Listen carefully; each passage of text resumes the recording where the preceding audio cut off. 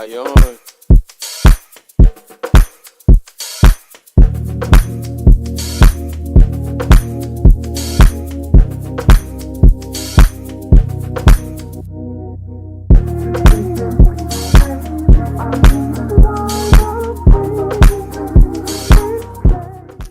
Hello, everyone, ladies and gentlemen. How are you guys doing today? Welcome back to Hell I Don't Know. I am Nickie. I'm I'm Darrell. Jordan. Okay. That was very much Zoom, like back in the day, Zoom call, like when Hi. everyone. Hi. Yeah.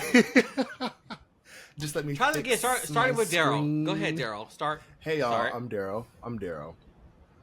Hey, y'all. I'm Jordan. It's so nice for you guys to be back. Darrell is on one today, ladies and gentlemen. So you may get some experiences today with this young man because he's on one. What does that mean? Can you explain? I mean, you're just being a tyrant today.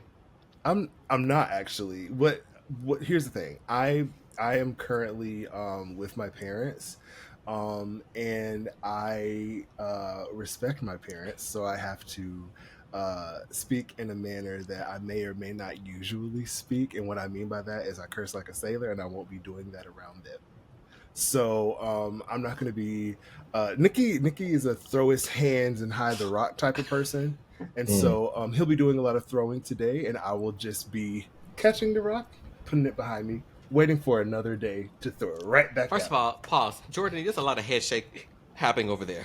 What is this? Was there? Mm-hmm, it was. I mean, I was, I was feeling like, Darrell just came here to show up, do his job, and there was an attack. Wow. Thank you, Jordan. Thank you. So just so that Yeah. the viewing audience understands, Nickie came for me. I said hi. I was nice. I was pleasant. I think Nickie wants you to curse. I don't want him to do that. I've never cursed in front of my parents ever, like a single day in my life. Y'all, my dad is a bishop. I will not be cursing in his house. So.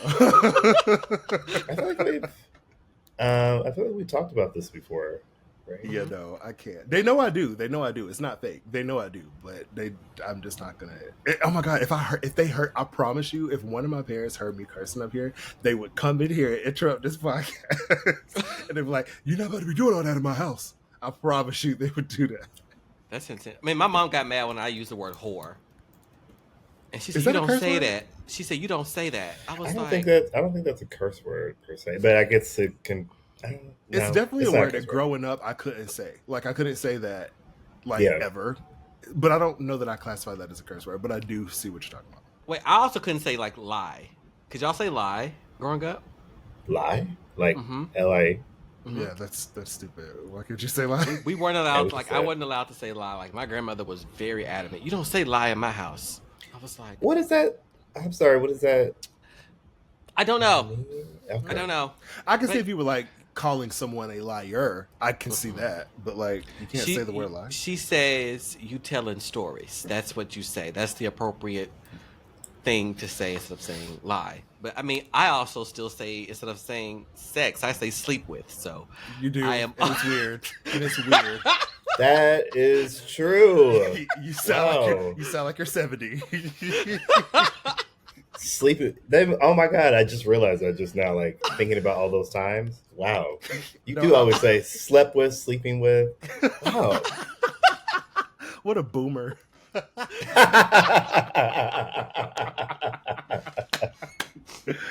I mean, I'm what a boomer. I am kind of old spirited. But it's okay. Kinda. You see, I'm the one attacking Darrell? No. That was justified. And they didn't even hear what I said. What did I do? You didn't even hear what I said. said. You call me old look. You said old looking. You didn't hear what I said. Okay. I have on headphones. You're in my ear. Y'all, I'm just gonna be honest. Literally, when we got onto this podcast, we have all worked a hard day of work except for Nickie. And I get onto this podcast. I turn the camera on, and Nickie goes, "That shirt is ugly." And I was like, "What?" Like, I literally had I just signed on, and I was on for 10 seconds, and Nickie said it. I was He like, was like, wow. I don't know why you be wearing that shirt. It looks like Little League soccer jersey, Shein. I was like, whoa, like what happened? We were just friends an hour ago. It's really just called you all kinds of cheap. So For no reason. Wow. So Wow. Do if I I'm have being friends? not on this podcast. Wow. Anyway, I go ahead, Jordan. no, I was just gonna say I'm everyone's friend here. Are you? Come on, Are Switzerland. Come on, Switzerland. We love it. Anyway, back on topic. Before we dive into today's topic, how are you guys? How are you feeling? How was your weeks? What's going on? There is a certain group of people that are trying me at my job, Mm. and but it's just like one of those things where I gotta just keep telling myself like, it's okay. You don't have to stoop down to their level. I won't say what that group of people are, but everybody can use their um, Yep. All imagination. right, now Jordan. All right. I get that. What about you, Yeah. Darrell? I'm doing really well. I'm having a great week. I had a really great therapy session yesterday. Shout out to my therapist. And I'm visiting my family, and I love my family. They're great people, and they raised a great kid. So bravo to them. Yeah, I've gotten to see my cousins, my grandmother. So yeah, it's been pretty nice. Great. I have been in Florida for the third time in 6 weeks. For work, and I worked all day Saturday, all day Sunday, all day Monday, all day Tuesday. And when I'm saying all day, I'm talking about 14-hour days, Darrell. So I actually have a job and actually work. And then today I flew back to Chicago. So yeah, I've been doing that. And my mom's birthday was Monday, and I was able to step away because, ironically, my family was also in Florida on vacation. So I was able to step away and go do dinner with her for her 68th birthday. Okay, My How was mom's that? 68. How was that dinner with her? It was cool. I sent my food back. Yes, I am one of those people because it was nasty. So I ordered. Oh, We went to Cheddar's because my mom is not like anything super fancy. Um, I we was went. curious of what restaurant you went to, Mhm. but Went okay. to Cheddar's, and I've got the New Orleans Cajun pasta, which is usually pretty good. It's like chicken, shrimp, sausage, spicy. It was dry. It had no flavor. Mm. Even when I asked for extra Alfredo, I put salt and pepper on it and Parmesan. It still was not good. And I was like, you know what? I'm not paying $21 for something that is nasty. And for Oh, those of you who were like, don't send food back, I think you're stupid because you're paying for it. Um, sound like you experienced the edible version of the torture post department. Oh, Absolutely. Very much that. Very much that in Florida. wow. Wow. I don't think anybody's stupid for sending their food back. If it's not good, you can send it back. I don't think No, a do lot of people people are like, don't send food back. Don't send food back because it's rude. I'm I've like, you're No, I never feel like paying. if you don't like it, you should yeah, I don't send it think I've back. ever heard of. I mean, I think that some people do that and they just be doing too much and they just be being extra. But like in general, I don't know that I have known that it's a thing that people were like thinking it's rude to send their food back. Like A I lot of have done people it think it's before. rude. Oh well, A lot of people think that's it's rude to send food back. I'm like, but you're paying for it. like well then how about Yeah. you Venmo me the price and then I won't send it back. How about that? Yeah, it was nasty. Okay. But anyway, I'm happy we're here. I'm happy we're all able and ready to talk about this topic that is facing all of us currently in this country, and that is the state of our political climate. And before we jump into any particular topics, I'm going to just ask you guys for one word to describe our state of politics in America. One One word. word. One word. Basura. Mm, Tragic. mm. I would say, whew. Um, It's more onomatopoeia, but yeah. No, I just had that thought and I didn't even mean that shady by it. Keep going. I didn't even mean that shady by it. Sorry. anyway, all right, Darrell, why do you say basura? I mean, y'all. You know, sometimes I think like I hear the word unprecedented a lot when it comes to like the past, I guess, 8 years in politics. I hear that word a lot, and sometimes I think like, is it unprecedented, or is it just the first time our generation has experienced so much political divide and like so much political uncertainty within America? It's trash because I feel like we truly have two candidates that it's not even my feeling. This is a fact. We have two candidates that majority of America does not want representing them or leading them. Like I think that the majority of America is not happy with either candidate, and it just feels like we have been given the crappiest stick that we could possibly be given, and we're forced to make a decision. And because we're forced to make that decision, we're looking at people that disagree with us, and we're demonizing them and chastising them, and it has caused such a like divide between the country, within friends and family. And I just think that like politics should not be all this. Politics should not be the ultimate goal of politics. Should be the betterment of the people, and the differences should just be differences in ideology, not differences in rights and legislature and things like that. So it's trash. We truly don't have a good option. It's trash. What about you, Jordan? What what? It was funny. There was this national anthem. I think Ingrid? Ingrid. Yeah. Who is that? I don't even know who that is. I didn't know. Apparently, she's 4-time Grammy nominated. I saw that and I was like, for Listen, what?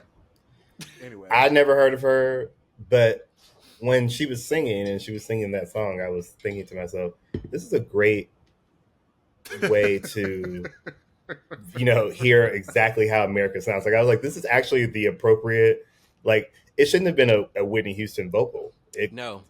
America doesn't deserve that right now with everything that's going on. So I just felt like I was like, when I heard that, I said, this is exactly where I'm at with this. Like how it sounded. Exactly what we deserve. Yeah. Agreed. I agree with that.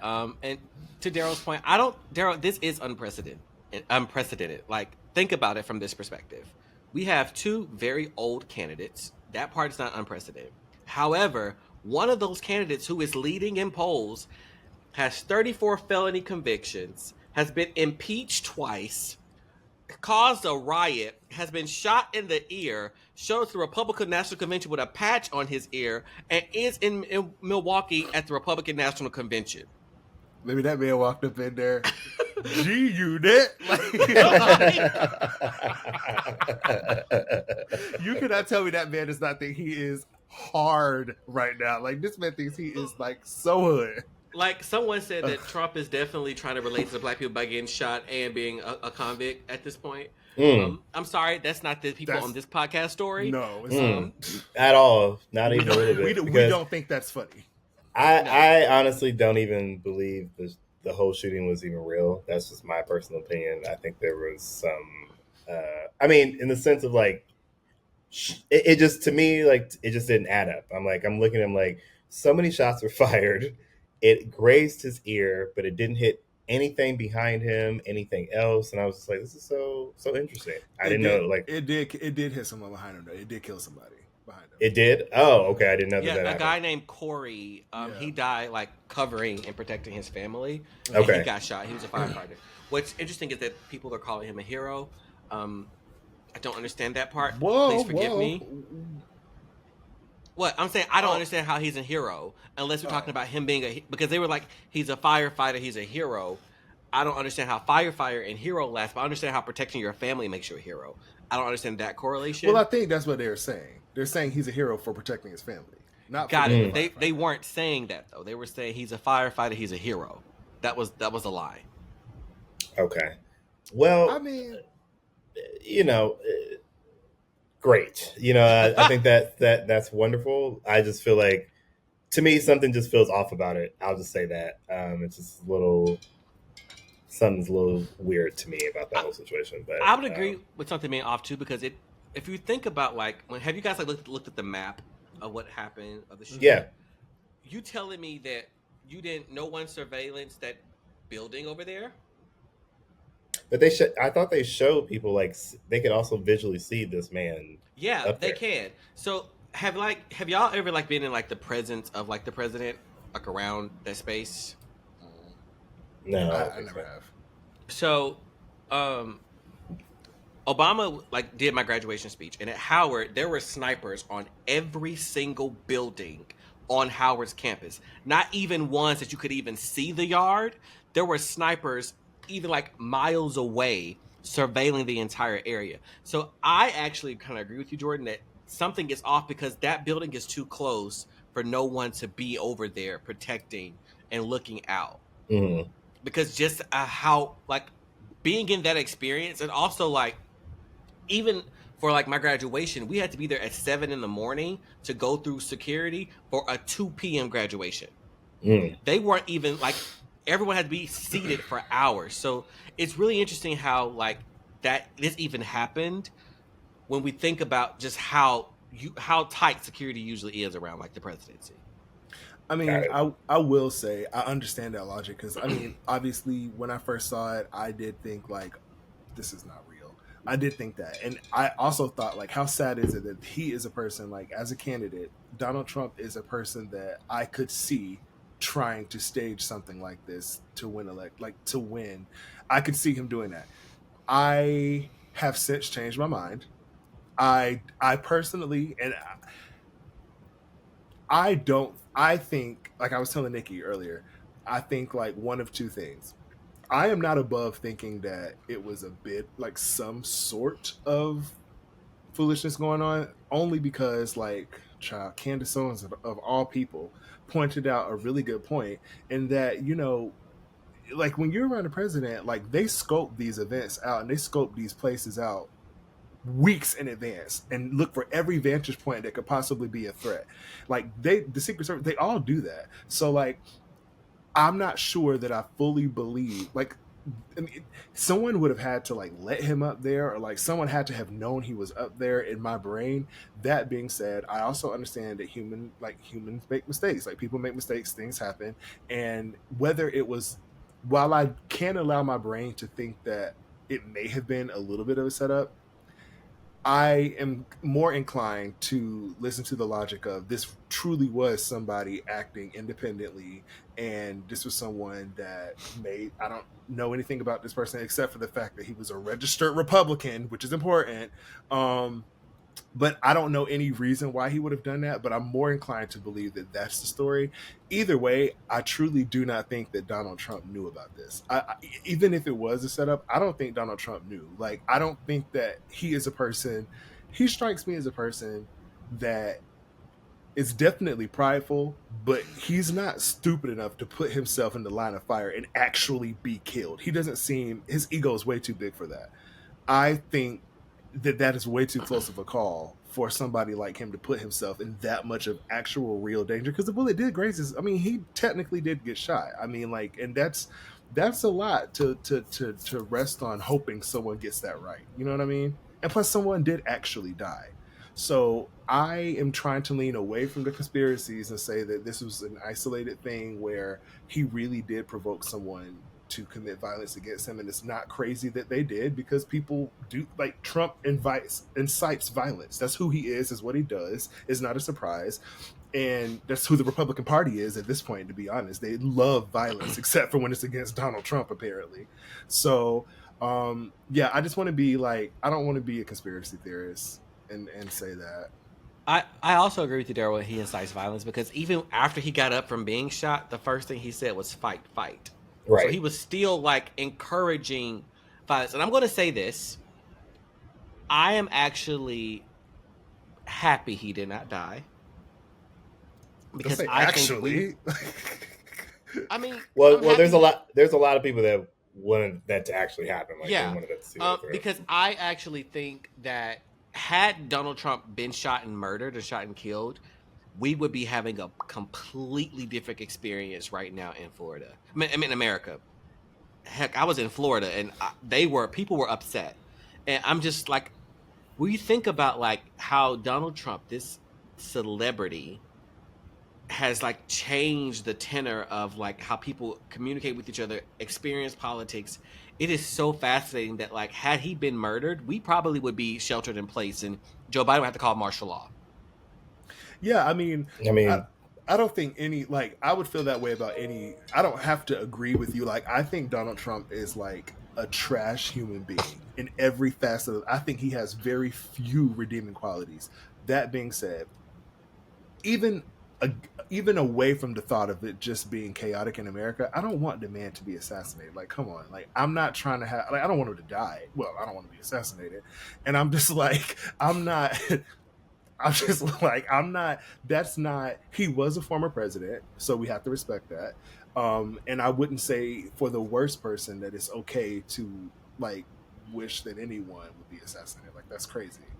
Um, and that would actually, I would say that would be unprecedented, but it actually is not unprecedented. That's happened quite a few times in American history. Yes. Ain't that sad? Ain't that sad that I can't even say that the assassination of a president is unprecedented? Because It's it's happened not. twice at this point, Right. I'm and like, there was an attempt on Reagan's life. So right. Right. I'm I like, was gonna say. America is really ghetto. Like, it's so ghetto. Like, I know we joke about it, Sure but words like, never spoken. seriously, it's super ghetto. Like, so we disagree with the president, so we be trying to kill him? Like, Right. do y'all think he will win? I do. Yeah. Ooh, why? I feel like I'm not seeing Biden have this strong pull that he would have had the last time. I feel like now, this time around, I feel like Trump just has people really riled up. And now after this situation, I really feel like he's getting like tons of sympathy votes now. So it's like, I don't know. I'm just feeling like a lot of things are going in his favor. And it's just feeling that way. And it's even some talk that I've heard amongst me and things like that. I mean, I've actually heard some people shift that were with Biden now have shifted to Trump. So that's why I'm kind of like, okay, it's a lot of changes going on here. So Really? I'm not sure. Yeah. I will say that I don't think he'll win because I don't see Joe converting anyone that wasn't already Team Joe. And I think that Donald Trump actually is doing a decent job for Donald Trump at running this time. I think he seems to have at least a little bit learned from his mistakes last time. I think Joe Biden is a great person, and I think he's been a pretty good president. I just don't think he's a president for 2024. I think that he is a president for the past, and I think he needs to pass it on to someone. I think he needs to do, honestly, I don't agree with JD Vance being a vice presidential pick because Donald Trump spent all that time talking about how unqualified Hillary and Kamala were, but JD Vance is literally completely unqualified to be vice president. That being said, he's also the first millennial to ever be on a presidential ticket. And I think that says, even his vice presidential pick says, America, if you vote for me, you're not just voting for me. This is the future of the Republican Party. So this MAGA ideal can continue on. Joe Biden literally has nothing even close to that.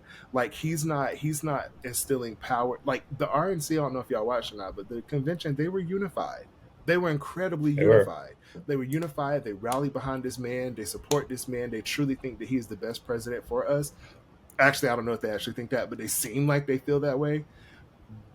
We know good and well that when we watch the DNC, we will watch Democrats begrudgingly pick Joe Biden as the nominee and try to sell us that they actually think that's a good idea. You can't win a presidency like that. There's a big potential chance I'm going to the DNC convention because it's in Chicago, and I'm hearing rumblings that he is actually going to not run in August. But he's that's going to too late. Step down. That's too late. If he's going to step down, he needs to step down now. And also, just on that, I was looking at a podcast. I forgot which one it was, and we're so adamant about Biden stepping down, right? Like I am too. But there has never been an instance, from my understanding, in the history of America where an incumbent president has stepped down and the opposing side didn't win. I don't think that's ever happened. So, like, has the president stepped down before the vote though? I think it has happened. I forgot what the podcast was, but we'll fact check on that one. But he was talking about that, and I was like, oh, I guess that is true. Like, I think that we're doing what Democrats do a lot of time is operating in panic. I think the Mm-hmm. answer is not to operate in panic and not necessarily switch him out for someone new. It's get him on all of our pages. All he has to do is say the things we need him to say. I truly don't care that he is old. I mean, I do care, but like they're all old. I don't care that he is slow at speech because I watch his press conference at the NATO summit, and I thought he was very clear and articulate there. I understood what he was saying. I thought this is the guy you needed to be on the debate stage, but that's a whole different situation. So I understand why he wasn't so, you know. My issue is that Joe Biden seems to be he's running a country that he doesn't understand the people he's running. I think he doesn't understand what we truly want. I think he's a good person and truly wants unity and equality, but he doesn't understand it, bro. Like you're running against somebody that is winning a presidency because he's illuminating the worst aspects of this country and getting those people to vote for him. He's doing that. All Joe Biden is doing is trying to scare us into voting for him. He doesn't need to do that. Joe Biden needs to tell us why he actually cares and what he actually plans on doing about addressing the things that we actually care about. Like, talk about the fact that he has forgiven millions, billions of dollars in student loans. Yes, I don't know why he hasn't talked about that. He hasn't mentioned that at all. Like, most people don't know he did that. Like he's also like changed like the way, for those who don't know, the new SAVE plan for student loans drops your student loan payment from 10% of your income down to 5% of your income. Yeah. Like that is a drastic difference. Also, there are limits to where now if you make a certain amount of money, your student loan payment is $0.00, and that actually counts towards payments towards your student loans. And after so many years, it's forgiven. I know people who are literally, their payments are $0.00 a month, and they have 2 years left on the student loans to pay. Wow. I mean, like, there are things that he's done. The messaging is just completely skewed. Like I know that he's catching a lot of hate right now for the Palestinian and Israel conflict. Yeah. And while I don't love how he's handled that publicly, I will also say that like he kind of did address it in his press conference in a pretty meaningful way by admitting where he messed up, and that like it is I know how we all feel about it. Like obviously free Palestine, that is 100%. I mean, I don't know how y'all we've never actually fully talked about that. So free Palestine over here. Same.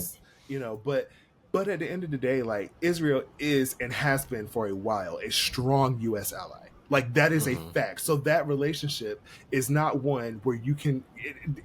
There's some nuance there with how you handle that. And he straight up was like, "Yeah, we offered them aid, but they also asked for things that I said no to. I said no, I'm not sending you a bunch of bombs. Why? They don't have the Hamas doesn't have the military to make that worthwhile without harming a bunch of civilians." Joe Biden even stated at the press conference that he was talking to Netanyahu about the fact that he didn't want to support him anymore because he was harming civilians. He was like, you need to target Hamas, not civilians. And Netanyahu was getting a little bit trigger happy. He acknowledged that, but he did that and then still called himself a Zionist.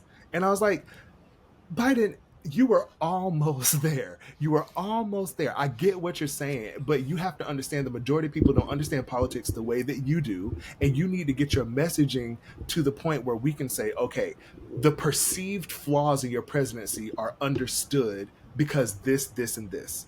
And I don't know whose job that is, but somebody, and it can't just be Joe Biden. His team is failing. It's not just Joe Biden, because his team should be telling him, like, look, listen, these people want to vote for you, but you ain't making it easy. This is what you need to say. And he's just not doing it. He's handing the election to Donald Trump. But people also don't realize that, Americans don't realize that Israel also holds like a stockpile of our weapons in like storage.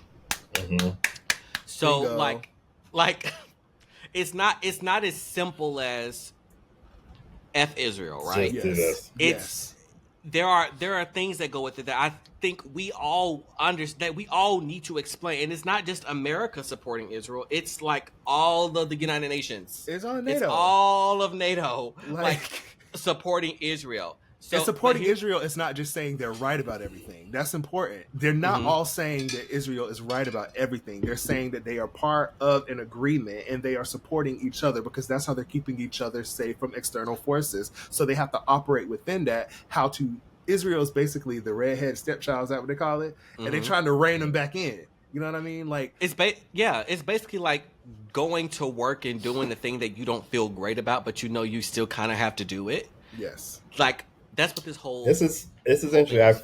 I feel like this should be talked about more. I feel like there's a lot of people, like even myself, I'm learning a few things through this experience now, but I'm like, I feel like there's a lot of people that don't know that. And I feel like also too, social media, TikTok, all these things, spin things, and there's all these different stories, all these different conflicting things. So people share this and go, oh, this is what's going on. And then it's like, well, actually there's more to this than that, but they only share bits and pieces of things and all the stuff gets confusing. So I do agree. I feel like there should be like a better way of explaining these things and getting these kind of like these kinds of things out so people kind of actually know what's really going on and not having this kind of like certain perception, because I think there's a certain perception that's being presented with him right Mm. now, and it's like the old thing, the Zionist thing, all these different things, and it's like he has all that stuff attached to him, but he has to, no one's like figuring out how to like move past this. Instead, it's like everything's like, oh, well, I'm better than Donald Trump. So Mhm. for me, Right. and Yeah, that's all it that's is. not enough. And I also like people, if who those who are listening, please, please, please. There is nothing wrong with getting your information from social media. However, I am going to charge you all to, once you see it on social media, go to the internet and fact check it yourself. Go Mm, research, go look up things because your social media is tailored to what interests you. very Yeah. true. So if you are not interested in the facts of what's going on with Israel and Palestine, you're not going to see all of the facts. You're only going to see the things that make you enraged. Right. You have to actually go and read. Like when I see something on social media, I go and look it up myself to verify, and I read multiple articles. I also would go and look at MSNBC, Fox News, and CNN because I want to see what are the messaging across all platforms. We Mhm. Mm. have to we have to do that, and I would encourage our generations and Gen Z to do that because we can get so enraged by social media and never actually go research ourselves. We just see it on social media. This is happening and it's the truth. AI is a thing. And honestly, it's one of the things that enrages me the most because it's like, truthfully, and I work in media and I forget this sometimes. Like, people have built whole careers off of the knowledge that media is targeted to certain people and then Mm-hmm. Mm. it's continually fed back to them.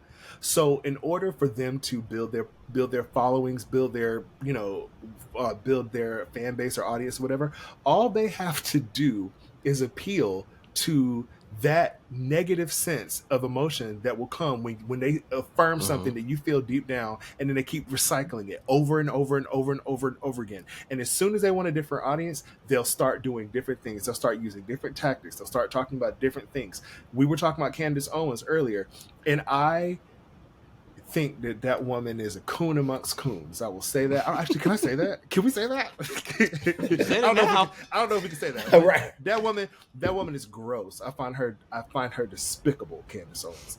That Hmm. being said, that woman was, if you don't know her background and how much black people have helped uplift her to where she is right now, and then the fact that she turned on them so quickly when she wanted to elevate her platform, and the fact that she spoke out one time against something that upset Ben Shapiro, and she was fired immediately, and now Mm-hmm. is pandering back to the same black publications that she was dismissing earlier in her career, even after black people literally pushed her to where she is right now. All she had to do was change her messaging to one that she knew would be received by black people. That's all she had to do. The same way she changed her messaging to something that would be received by racist white people. They like to hear their thoughts affirmed. That's how social media works. And unfortunately, there aren't really any laws against misinformation. That's true. At least not any that are proactively being used to prevent the spread of misinformation. So you have to, like Nickie said, you have to, if you hear something on social media, actually look it up. Don't look it up just honestly. No tea, no shade. I love CNN, but they be kind of they be kind of biased too sometimes with their reporting.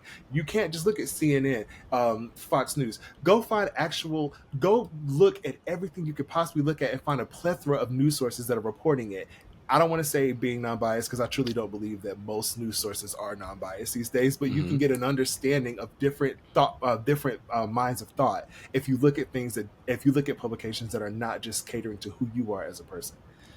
That was long-winded, but it's just frustrating. I'm gonna leave that alone. But I mean, and I'm gonna say this last thing about it. Like, go back to the Met Gala, how people were seeing like Katy Perry, Rihanna, all these people dressed for the Met Gala when they actually weren't there. Exactly. Those were Wait, AI. what? Yeah, there were like pictures of like Katy Perry, Rihanna, all these people released at the Met Gala in the actual theme who were not there because AI, social media, produced imagery that basically told people, oh, they're there. But it was all fake.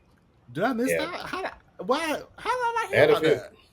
Yeah. Because it was like all over. Because I remember when it happened at the Met Gala the day, and I remember the end of the night seeing pictures of Rihanna, and I was like, Rihanna came? I was like, I didn't think she showed up. And then they showed Katy Perry, and I was like, so then I'm like, I checked their like Instagrams and things like that. Nothing was posted. I'm like, that's strange because usually they all post afterwards. And then I like even looked just the next day just to check again, and nothing. I was like, oh, and then I looked and I was like, these are all fake. And like, because Twitter will tell you blah, blah, blah. So yeah, it was crazy.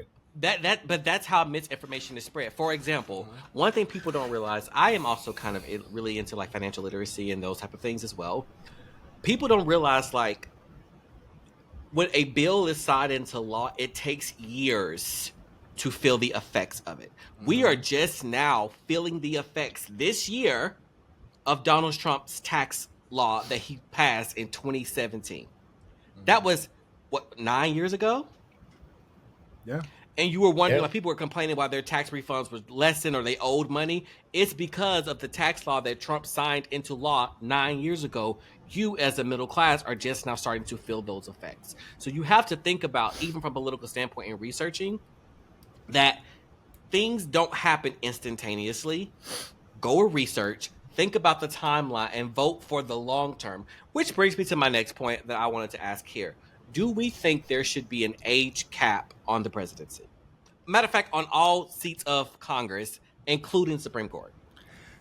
So glad you asked that question, because the answer is absolutely yes, a resounding yes. One, I don't think that there should ever be a person in politics that has a lifetime tenure. That is my opinion. I do not think anyone should have a lifetime tenure. I understand that not having that weakens the prolificness of the role. I get that, but it shouldn't happen. I don't think that there should be lifetime appointees to any political position. And in terms of age caps, now I ain't trying to be ageist over here because I'm going young and older. There should be an age cap from the bottom and the top. All right. Well, Darrell, there is one for the bottom.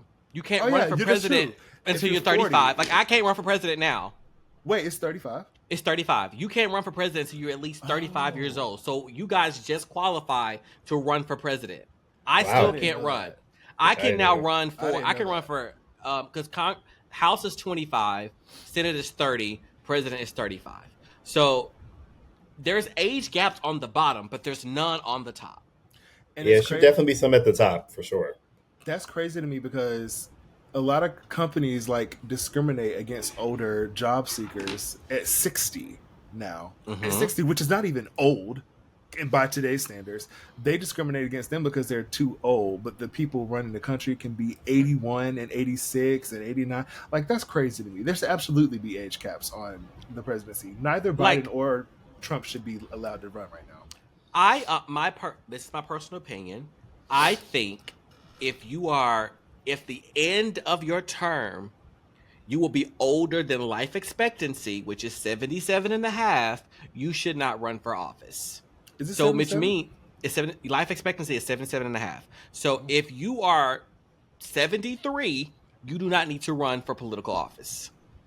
That would make sense. My opinion is I don't feel comfortable with people like Chuck Grassley, who was in his late 80s, early 90s, making decisions for me as a 32-year-old. Well, it Like, also, that's a good point, because that also makes sure that policy and government is changing as culture and society does, because the people that are making decisions reflect the people that will be affected by said decisions. And I think, mm-hmm. why would you not want to build a government in a country, and why would you not want to build that to where it lasts way after you and it continues to evolve and grow? Why would you not want Mm-hmm. that? It Mm-hmm. makes no sense that the majority of people affected by this are way younger and will never actually even live to be as old as the people that are making these decisions. That's crazy. It's also true. It to me, it makes no sense why we don't. And again, not to be ageist, because I love my parents, I love my grandparents. However, I would have never felt comfortable with my grandparents making life decisions for me in their 80s. Mm-hmm. Like, that's kind of wild, because what happens? They're no longer here. Yeah. And now we kind of have to live with the effects of what those policies are put into place, which is why, as people say, voting is not important. I think if you live in one of the 7 states, it's really important. Which, I mean, because honestly, America's elections are decided by 7 states. It is, and that's a whole nother trash thing, but sure. That's just my personal take. So I pray that we can get to a place in this country where we can start putting some limits on things. Like, I don't think the Supreme Court, a lifetime appointment, is fair. Mm-mm. That's crazy. That was crazy. Especially when you know that specific ruling can be used as a political tool to make sure that your party stays in power, which is exactly, quite literally, what happened when Trump had all that heat for Obama for trying to appoint Merrick Garland, but he rushed homegirl through as soon as Andy Coney Barrett. right, which my opinion on her has changed just a little bit, but the fact is, like, he completely disrespected the whole legacy of Ruth Bader Ginsburg by doing that, and in doing so is now stacking the Supreme Court, and because that would have never, he's been relieved of all these crimes or whatever, basically as a monarch at this point, and that would have never happened if it was an equal Supreme Court. At this point, I don't even know if people fully understand that. It's like, what, 6 conservatives, 4 Democrats, 5. No. It's 9 people. So 6 liberal, 6 conservative, and 3 liberal. 3, and then 1 independent. There's no independent. I thought there was an independent. Mm-mm. Oh, not anymore. Wow. So it's There's Sonia Sotomayor, Ketanji, and Elena Keegan. Dang, you're right.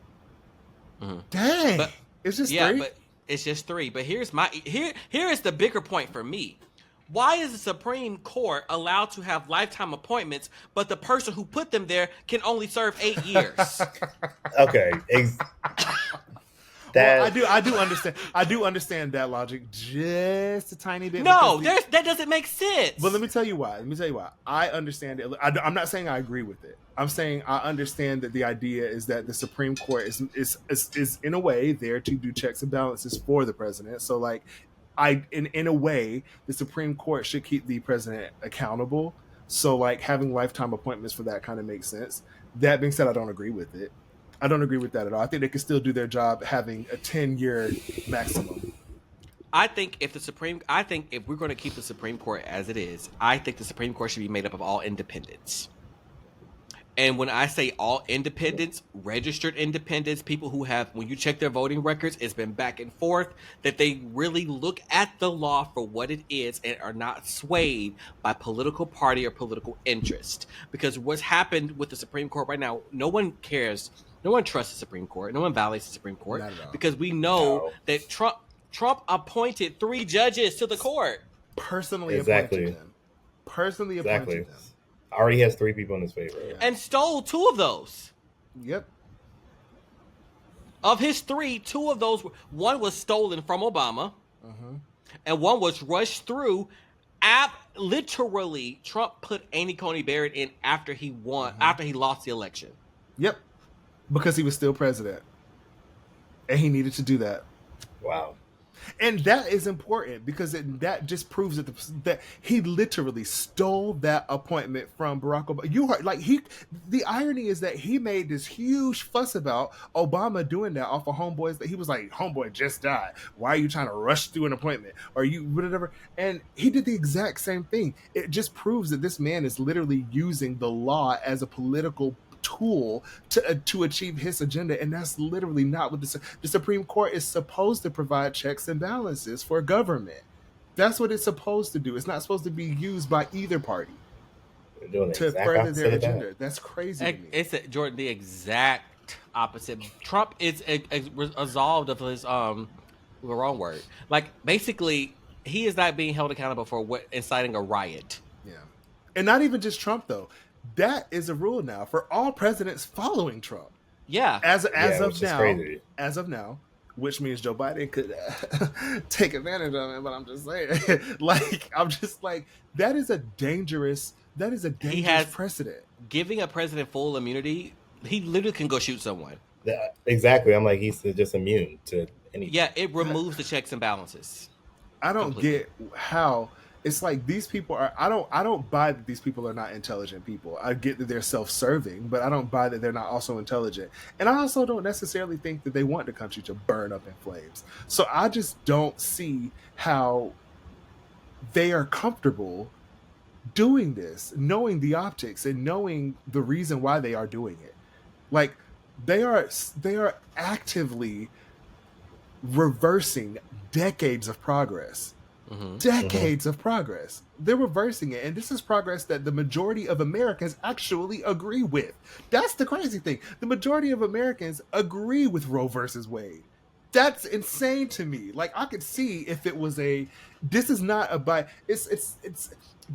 partisan issue. Like, that's something that the majority of Americans agree, that they understand, and they agree with Roe versus Wade. The Supreme Court was like, nah, we're going to put that back to the states. Like, that's crazy to me. Like, why? I'm about to ask something really stupid, but I want us to really think about it. Do we think, like, they aren't putting any laws on puppies? Meaning, there are dogs who kill their puppies after they had them. There aren't laws for them, so, and you'll be like, oh, that puppy just does it, but a human can't decide if they want to keep a baby or not, but the puppy is okay. Like, America really is, dogs have more rights now than people. Like, if we're being honest, I did not know where you were going with that. I was, dogs have more rights than people. But now I get it now. I see what you're saying, and which is scary, and that says a lot about where we are. Yeah. Like, a dog having more rights than me is crazy because I gotta help you get taken care of. Like, exactly. A dog can do whatever it wants to do, and it'd be just fine. But I dare you to kill that dog. Jail you shall go. Don't feed the puppy. Jail you shall go.